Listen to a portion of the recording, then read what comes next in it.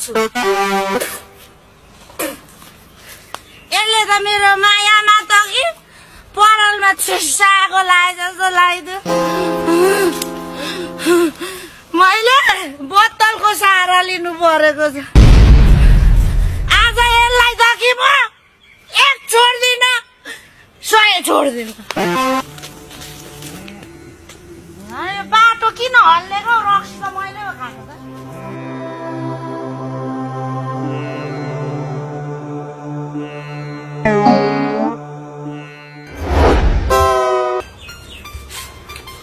अबे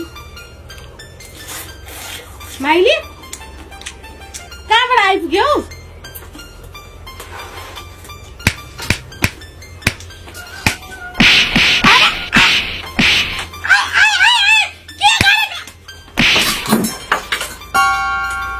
आज त छैनस् कि म छु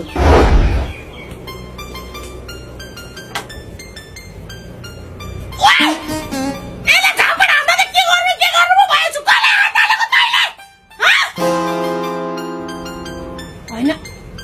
भैँसीको मासु पाक्दैछ अहिले त एकछिन शान्त हुनुपर्छ अहिले लाक्पा पर्नु गयो भने मासु सेलाएर बोसो जमी जान्छ कि मासु खाएर आएर मुइतैले जानेछु के भयो बेला फेरि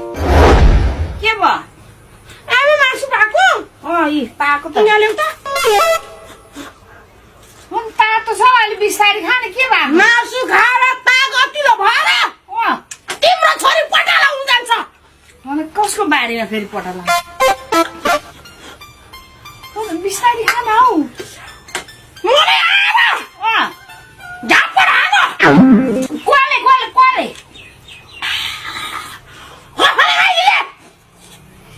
हुन तँलाई कि तातो आगो पकाएको होला पत्याउन नपत्याउने कुरा गर्दाखेरि हाँस उठ्दैन त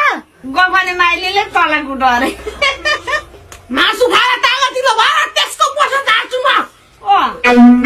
बोसो लागेछ कति